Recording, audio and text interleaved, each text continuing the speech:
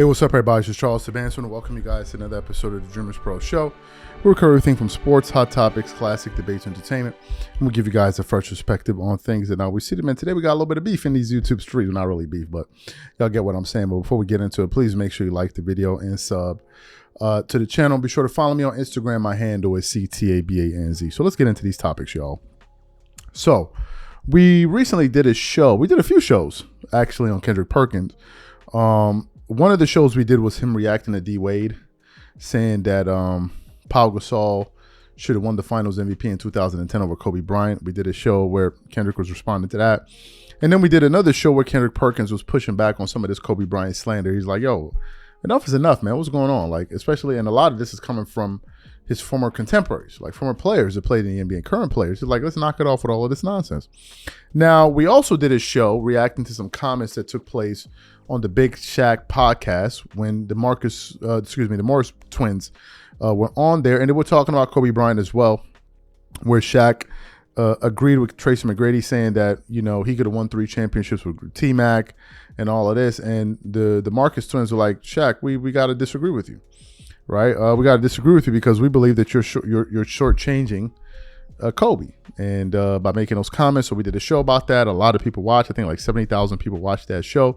So it was a successful show. So this morning I was going through the internet and I came across some pretty interesting comments from Kendrick Perkins responding to some things that Shaq said on that podcast, because I didn't watch the full episode. So essentially it was a point where they were talking about Rudy Gobert. And if you know anything about Shaq, he doesn't like Rudy Gobert. Well, he's not the only one. It seems like a lot of NBA players don't like Rudy Gobert. I don't particularly know the reason why. I don't get it. I don't know, because I don't play in that league, so I don't know what's going on with those guys, but they don't like him. And Shaq, one of the reasons he doesn't like Rudy Gobert is because he believes that Rudy doesn't deserve to have a contract where they pay him $250 million. And he's talked about it in the past. Rudy had responded it a few times. So in this particular episode, you know, he was taking another shot at Rudy Gobert, but this time Kendrick Perkins decided to step in between them and say, hey, look, Shaq, man, enough is enough with this obsession with your pocket watching of Rudy Gobert. But before we even get into what Kendrick Perkins had to say, today's video is brought to you by a sponsor, Game Time. One of the things I love the most is making unforgettable memories with family and friends. And one of the things I hate the most is overpaying for tickets only to find out that there was a better deal out there. That's one of the reasons I started using Game Time. Game Time is the easy go-to app for last-minute tickets to sports, concert, and theater events across 60+ states in the US and Canada. Game Time saves me time, money, and stress by curating only the best deals, so I'm not wasting a whole bunch of time scrolling through overpriced tickets. Game Time Picks is my favorite tool. It highlights the best value seats instantly.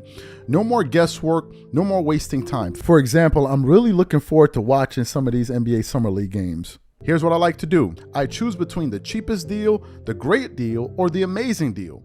Once you select the ticket you want, you can use their panoramic seat view to ensure you know exactly what you're getting before you buy. So take the guesswork out of buying tickets with Game Time. Download the app, create an account, and use code CLNS for $20 off your first purchase. Again, create an account and use redeem code CLNS for $20 off. And remember, whenever you support this sponsor, you're supporting this channel.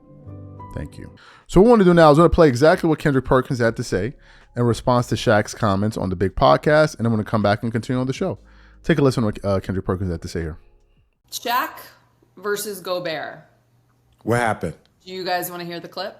I know nothing. I'm this is dad duty and camp week. I haven't turned on ESPN. I hate Rudy Gobert. Why don't you like Rudy, though? Money. 250, you don't deserve it, dog. As the president of the Big Man Lions, you're making big money, play like a big man. Right. That's it. Play like a big man. Throw some bowls, knock some people out. Don't be letting little white dudes from Denver dunk on you and talk to you. Then you got to grab them by the neck at the last second. Come on, bro. That's it. If you're going to get paid big money, play big. I just want Shaq to still be on TV when Rudy gets into the Hall of Fame, because it's going to... If Rudy Gobert gets into the Hall of Fame... Into the Hall of Fame. If Rudy Gobert gets to the Hall of Fame, I'll wear this dress to the mother ceremony. It seemed like every single time it's always an old head bringing up with this new generation is getting paid. Why?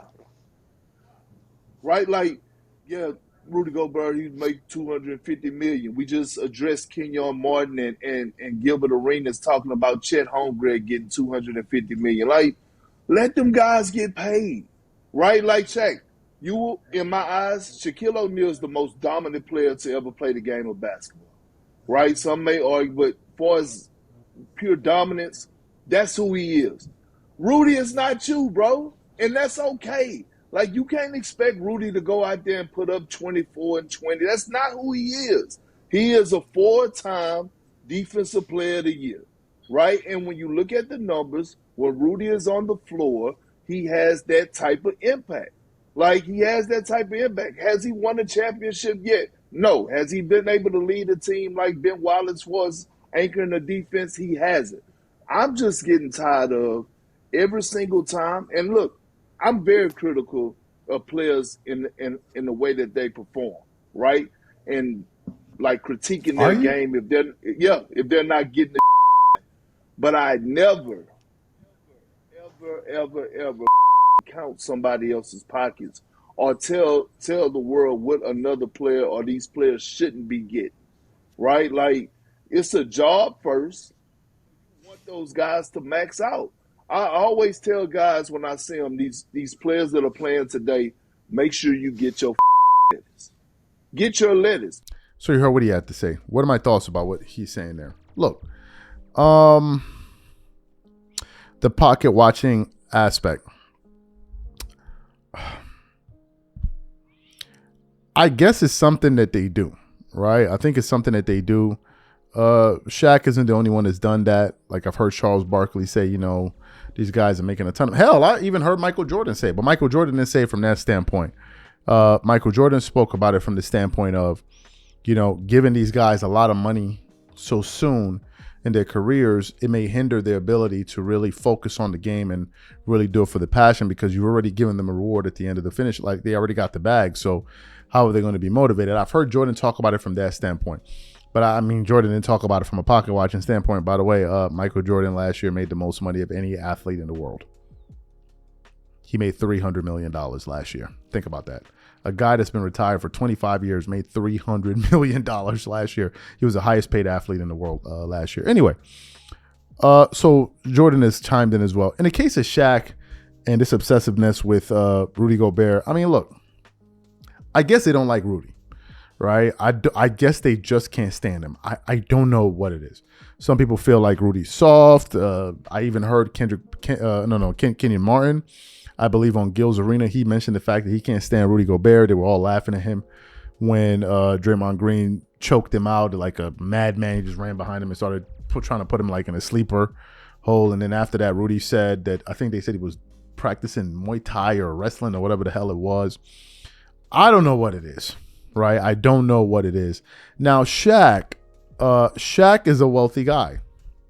You know, Shaq is a let me see, net worth. Shaq is a very wealthy guy. I think Shaq must be worth what, $500 million, right?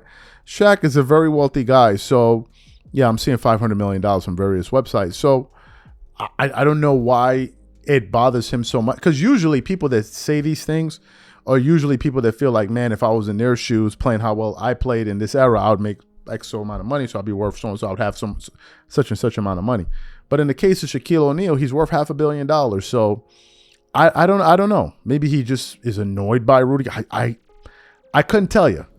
You know, I couldn't tell you. I couldn't tell you why people feel like Rudy Gobert, they got a green light on him. And, well, I think that's up for Rudy Gobert to change that, right? At one point, Blake Griffin used to be a guy that a lot of guys tried to punk in the NBA. So maybe Rudy has to step up for himself. I don't know. I don't know what this personal thing is with Shaq and Rudy. But you could say that, I mean, Rudy Gobert, is he the only one we're going to point to? There are other players that play at different positions that you can say as well, like, hey, these guys are not really all that good. So I don't know why Rudy's being singled out. I don't know. Y'all let me know what y'all think in the comment section. And we'll catch you guys on the next show. Peace.